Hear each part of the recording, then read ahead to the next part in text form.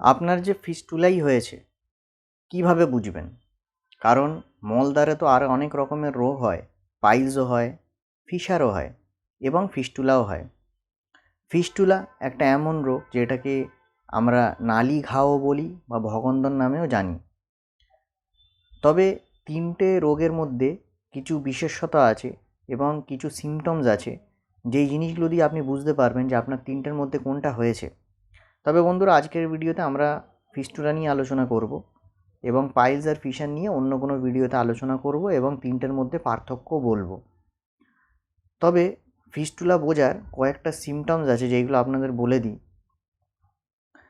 প্রথমত, ফিস্টুলার একটা সিমটমস আছে, আর আমি যেই সিমটমসগুলো আপনাদের বলছি বন্ধুরা, এই যে সমস্ত সিমটমস যে আপনি দেখতে পারবেন সে কিন্তু সঠিক নয়।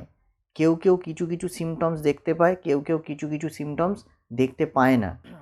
এবারে সিমটমসের মধ্যে কী কী সিমটমস আছে আপনাদের বলে দিই। অনেক সময় দেখা গেছে যখন আপনার ফিস্টুলা হবে বা হয়েছে, যখনই মল ত্যাগ করবেন, মল ত্যাগ করার পরে দেখবেন মলের রাস্তায়, যেখানে মল ত্যাগ করার যে রাস্তাটা রয়েছে ওইটা খুব চুলকাবে, ইচিং হবে এবং ওইখানে হালকা হালকা পেন হবে। দ্বিতীয় জিনিস হচ্ছে, যাদের ফিস্টুলা হবে তারা অনেক সময় ফিস্টুলা যে ট্র্যাকটা তৈরি হচ্ছে ওইটা হাত দিয়ে কিন্তু অনুভব করা যায়। অনেক সময় ট্র্যাকটা ওপরের দিকে থাকে, মানে স্কিনের জাস্ট নিচে থাকে, খুব গভীরের দিকে থাকে না। তো আপনারা যদি হাত দিয়ে দেখেন, যদি আপনার মনে হয় যে আপনার যদি ফিল হয় যে আপনার ফিস্টুলা হয়েছে, ওইখানে হাত দিলে আপনি দেখতে পারবেন ওইখানে একটা সুড়ঙ্গ মতন পথ আপনি অনুভব করতে পারবেন, যে ওইখানে কোনো একটা রাস্তা মতন আপনি ফিল করতে পারবেন। যেমন দেখবেন আমাদের হাতে পায়ে শিরা রয়েছে, আমরা যখন শিরায় হাত দিই আমরা বুঝতে পারি যে এইটা একটা টিউব মতো স্ট্রাকচার, আমরা বুঝতে পারি এবং আমরা বুঝতে পারি যে এর মধ্যে কিছু পাস হচ্ছে। তো সিমিলারলি আপনি যখন মলদ্বারের কাছে হাত দেবেন ওইখানেও আপনি একটা ট্র্যাক মতো, একটা টিউব লাইক স্ট্রাকচার ফিল করতে পারবেন, যে একটা টিউব মতো শাখা বা প্রশাখার মতো আপনি ফিল করতে পারবেন। তৃতীয় জিনিস, ফিস্টুলা হলে ফোড়া হবেই। ফিস্টুলা একটা ফোড়া জাতীয় রোগ, ফিস্টুলা হলে ফোড়া হবেই। মলদ্বারের আশেপাশে কোনো বি জায়গায়, ওপর নিচে, ডান দিক বাঁ দিক, নিচে ওপরে সাইডে, কোথাও বি একটা ছোটো ফোড়া হবেই। তো এই ছোটো ফোড়াটাকেই অনেক লোক বুঝতে পারে না যে এটা কী, এটা ফিস্টুলা না শুধুমাত্র একটা ফোড়া।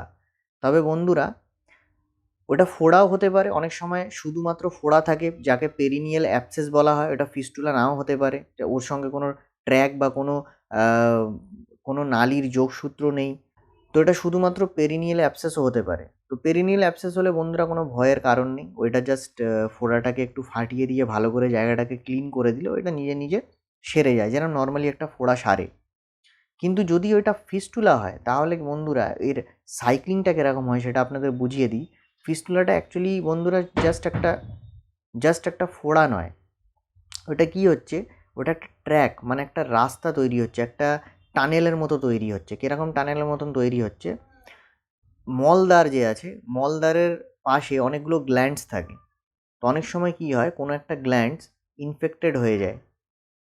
ইনফেক্টেড হওয়ার পরে কি হয়, আমাদের যে মল ত্যাগ করার যে রাস্তাটা রয়েছে ওই রাস্তায় ওই ইনফেকশনটা থাকার কারণে কি হয়, যখনই আমরা মল ত্যাগ করি, মল পাস করি, মলের কিছু অংশ ইনফেক্টেড জায়গায় লেগে থাকে, থেকে যায়, যার আর মলের মধ্যে প্রচুর পরিমাণে ব্যাকটেরিয়া থাকে। তো এই ব্যাকটেরিয়াগুলো ওই জায়গা থেকে একটা রাস্তা তৈরি করতে শুরু করে, একটা ওই জায়গাটাকে পুরো ইনফেক্টেড করে দেয়। এবার আমাদের বডির একটা প্রক্রিয়া আছে, যদি আমাদের বডিতে কোনো ইনফেকশন হয় আমাদের বডি সবসময় চেষ্টা করে ইনফেকশনটাকে বাইরে বের করে দেওয়ার। এইটা আপনি একটা ছোট্ট উদাহরণ দিয়ে বুঝিয়ে দিচ্ছি। সাপোজ করুন আমার হাতে একটা কিছু একটা ফুটে গেল, ধরুন একটা কাঠের একটা গুঁড়ো ফুটে গেল, কিন্তু এটা বার হচ্ছে না। তখন কি হবে, আমি যদি এটা কিছুদিন রেখে দিই ওই জায়গাটা ব্যথা হবে, জ্বলবে, আস্তে আস্তে দেখবেন ওখানে পুঁজ তৈরি হবে এবং ওই জায়গাটা ফুলে যাবে। তারপরে যখন পুঁজটা ফাটাবেন দেখবেন ওই পুঁচের সঙ্গে ওই কাঠের টুকরোটাও বেরিয়ে যায়। তো বেসিক্যালি কী হয়, যে জায়গাটায় ইনফেকশন হয়ে যায় ওই জায়গাটায় কিছু মলের অংশ আটকে যায়, মলের অংশ আটকে যায় এবং মলের অংশটা খুবই নোংরা জিনিস, ওতে ব্যাকটেরিয়া ভর্তি থাকে। তো আমাদের রোগ প্রতিরোধ ক্ষমতা কী চেষ্টা করে, ওই জায়গাটাকে পুঁচের মাধ্যমে বার করে দেওয়ার। কিন্তু পুঁজটা তৈরি করলে তো বেরিয়ে যাবে না, কারণ এটা তো মলত্যাগের ভেতরের জায়গা। পুঁজটা বের করার জন্য তো একটা জায়গা চাই। তখন কি করে ওই ইনফেকশনটাই আস্তে আস্তে আস্তে আস্তে বাড়তে থাকে, বাড়তে বাড়তে বাড়তে বাড়তে আমাদের মল ত্যাগ করার জায়গার কোনো বি একদিকে, কোনো বি আশেপাশে, কোনো বি জায়গায় একটা রাস্তা বানিয়ে ওখানে ফোড়ার মতন ফুলতে শুরু করে।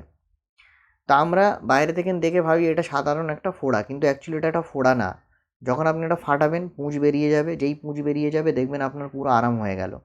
কিন্তু আরামও হয়ে যাবে এবং ওই জায়গাটায় দেখবেন আবার একটা স্কিনের লেয়ার চলে আসবে। কিন্তু যেহেতু এইটা একটা রাস্তা তৈরি হয়ে গেছে, মলত্যাগের জায়গা আর এই বাইরের জায়গাটা একটা ট্র্যাক তৈরি হয়ে গেছে, একটা রাস্তা তৈরি হয়ে গেছে, একটা টানেল তৈরি হয়ে গেছে। তো যতবারই আমরা মলত্যাগ করবো, কিন্তু মলত্যাগ একটা এমন জিনিস যেটা আমরা বন্ধ করতে পারবো না, আমাদের প্রতিদিনই মলত্যাগ করতে হয়। যখনই মলত্যাগ করব, মলের কিছু নোংরা অংশ ওই ট্র্যাকটার মুখটায় গিয়ে বা ভেতরে গিয়ে ফাঁসবে। তারপরে কী হবে, আবার ওইখানে পুঁজ তৈরি হবে, আবার ওইখানে পুঁজ বেরোবে। তো এইভাবে এরকম একটা সাইক্লিং চলতে থাকবে এবং দেখা গেছে পুঁচের যে জায়গাটা রয়েছে ওখানে 2-3টে জিনিস বেরোতে পারে। কী কী? একটা হচ্ছে শুধু পুঁজ বেরোতে পারে, দ্বিতীয় হচ্ছে মলের অল্প একটু অংশও বেরোতে পারে, তৃতীয় অনেক সময় দেখা গেছে ওইখান থেকে একটু রক্তও বেরোতে পারে। তো আপনারও যদি এরকম কোনো সমস্যা হয়ে থাকে, যেরকম মলত্যাগের জায়গার আশেপাশে কোনো ফোড়া হয়েছে, যেটাকে আপনি একবার ফাটিয়েছেন, সেরে গেছে, আবার ওই সেম জায়গায় আবার ফোড়া হয়েছে, আপনি আবার ফাটিয়েছেন, আবার সেরে গেছে, আবার ওই সেম জায়গায় আবার ফোড়া হয়েছে, তাহলে কিন্তু নিঃসন্দেহ বুঝে নেবেন যে ওইটা আপনার আর ফোড়া নয়, ওটা কোনো পেরিনিয়াল অ্যাবসেস নয়, ওইটা বগন্দর বা ফিস্টুলা হয়ে গেছে। কারণ ওইটা একটা ট্র্যাক তৈরি করে নিয়েছে এবং এই সাইক্লিংটা চলতেই থাকবে, এই সাইক্লিংটা কোনো দিন আর থামবে না। তবে বন্ধুরা, ফিস্টুলার এই সমস্ত রয়েছে এবং ফিস্টুলার আপনি আরও কীভাবে বুঝবেন ফিস্টুলা হয়েছে আপনার? আপনার একটা অস্বস্তি বোধ থাকবে সবসময়। আপনি যখনই মল ত্যাগ করবেন আপনার আশেপাশে জায়গাগুলো একটু চুলকাবে, একটু ব্যথা হবে, এই ধরনের ফিলিংগুলো আপনি পাবেন এবং যখন আপনার ফোড়া বেরোবে আপনি কোনো অ্যান্টিবায়োটিক খাবেন, দেখবেন জায়গাটা সেরে যাবে। ফের যখন আপনি অ্যান্টিবায়োটিকটা স্টপ করে দেবেন দেখবেন আবার ওইখানে ফোড়া হচ্ছে, আবার ওইখান থেকে পুঁজ বেরোচ্ছে। তা বন্ধুরা, ফিস্টুলাটা এইভাবেই হয় এবং ফিস্টুলার চরিত্রটাই এইটা। তো এই সমস্ত জিনিসগুলো আপনারা যদি দেখেন তাহলে কিন্তু আপনি অবশ্যই বুঝতে পারবেন যে আপনার ফিস্টুলা হয়েছে। এবারে আসি ব্যথার ক্ষেত্রে। ব্যথা, ফিস্টুলা হলে যখন ফোড়াটা হয় তখন কিন্তু ব্যথা হয়। এই ক্ষেত্রে অনেক দেখা গেছে কি অনেকের ক্ষেত্রে ব্যথা অল্প হয়, অনেকের ক্ষেত্রে ব্যথা বেশি হয়, কিন্তু অনেকের ক্ষেত্রে আবার ব্যথাই হয় না।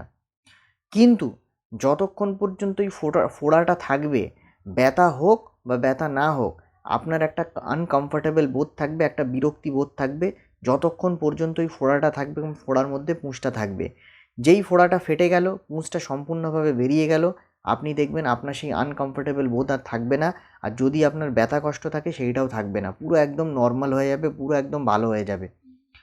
কিন্তু যদি আপনি দেখেন যে আবার সেম জায়গায় ফোড়া হয়েছে, আবার সেম জায়গায় ফোড়া হয়েছে, তাহলে বুঝে যাবেন ওটা ফিস্টুলা হয়েছে। তাহলে বন্ধুরা, এইগুলোই হচ্ছে ফিস্টুলার বেসিক সিমটমস, যেইগুলো দেখলে আপনি বুঝতে পারবেন যে আপনার ফিস্টুলা বা ভগন্দর হয়ে গেছে এবং এইটার ট্রিটমেন্ট মেডিসিন দিয়ে কোনো ট্রিটমেন্ট নেই। এইটার একমাত্র ট্রিটমেন্ট হচ্ছে সার্জারি। তবে বন্ধুরা, আরেকটা ভিডিও বানাবো যেটাতে ফিস্টুলার ট্রিটমেন্টের বিষয়ে ডিটেলস দেবো, যে কীভাবে এইগুলোকে ট্রিট করা যায়, কোন ট্রিটমেন্টটা ভুল, কোন ট্রিটমেন্টটা ঠিক, অবশ্যই জানাবো। এর পরের ভিডিওতে আপনাদের পাইলসের সিমটমস বলবো, ফিশারের সিমটমস বলবো, আর এই তিনটের সিমটমসের মধ্যে কী পার্থক্য রয়েছে সেটাও জানাবো। যদি আমার ভিডিওগুলো আপনাদের সচেতন করে, যদি আমার ভিডিওগুলো আপনাদের সাহায্য করে জিনিসটা বুঝতে, অবশ্যই আমাকে একটা লাইক দেবেন, বেশি বেশি করে শেয়ার করবেন, কমেন্ট করবেন। কমেন্টে আমি আপনাদের বক্তব্যগুলো জানতে চাই, আপনারা আরও কী ভিডিও দেখতে চান সেটাও জানাবেন। আর পাশে থাকবেন, চ্যানেলটিকে সাবস্ক্রাইব করবেন, তাহলে আমি আরও মোটিভেটেড হব, আরও অনেক ইনফরমেটিভ কন্টেন্ট নিয়ে আসবো। ধন্যবাদ ভিডিওটি দেখার জন্য।